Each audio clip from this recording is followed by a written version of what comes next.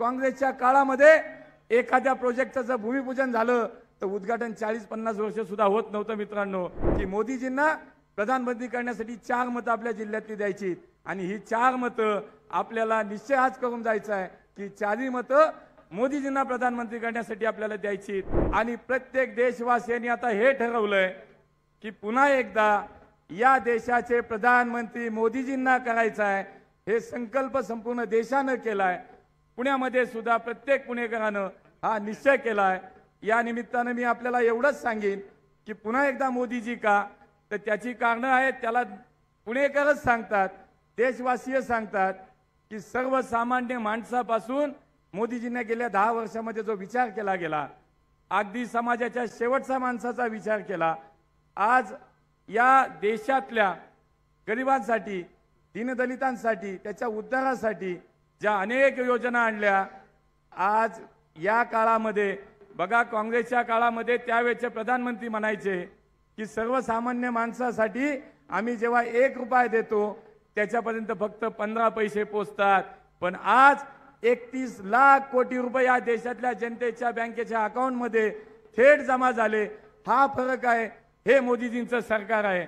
आणि त्यामुळे या देशातल्या गरिबाचा विचार झाला, मध्यमवर्गीयाचा विचार झाला, शेतकऱ्याचा विचार झाला, कामगाराचा विचार झाला। आज तुम्ही बघा, हे करत असताना आज जागतिक स्तरावरती सुद्धा 10व्या अर्थव्यवस्थेवरून 5व्या अर्थव्यवस्थेत आपला देश आला।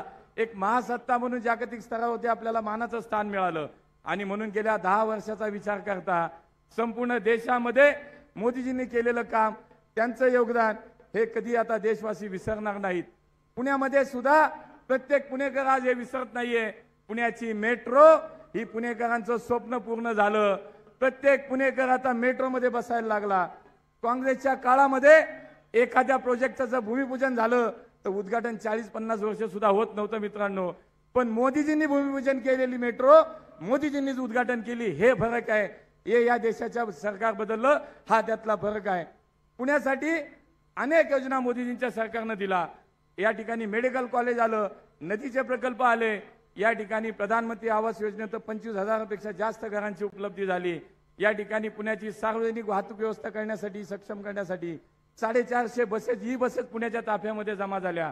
आज पुण्यातल्या चांदणी चौकासारखा प्रश्न मार्गी लागला, पुण्यातल्या कात्रज कोंढवा रस्त्यासारखा प्रश्न मार्गी लागला।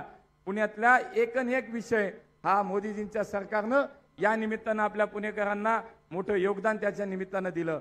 आणि म्हणून पुणेकर हे विकासाला मत देतात, हे विचाराला मत देतात, हे प्रगतीला मत देतात आणि भविष्याला मत देतात। आणि त्यामुळे मी आपल्याला एवढंच आवाहन करीन की पुणेकर सुज्ञ आहेत, कुठल्याही या प्रचाराला, काँग्रेसच्या किंवा त्यांच्या लोकांच्या चुकीच्या प्रचाराला बळी पडणार नाहीत। पुण्याला देशातील सर्वोत्तम शहर आपल्याला करायचंय आणि त्यासाठी आपण सगळेजण एकत्र येऊया, एवढंच या निमित्तानं आवाहन करतो। मान्य मनसेचे अमित ठाकरे साहेब सुद्धा या ठिकाणी उपस्थित झालेत, मी त्यांचंही स्वागत करतो। त्यामुळे अधिक बोलणार नाही, आपल्याला एवढंच आवाहन करीन की मोदीजींना प्रधानमंत्री करण्यासाठी 4 मतं आपल्या जिल्ह्यातली द्यायची आणि ही 4 मतं आपल्याला निश्चय आज करून जायचं आहे की 4ही मतं मोदीजींना प्रधानमंत्री करण्यासाठी आपल्याला द्यायची।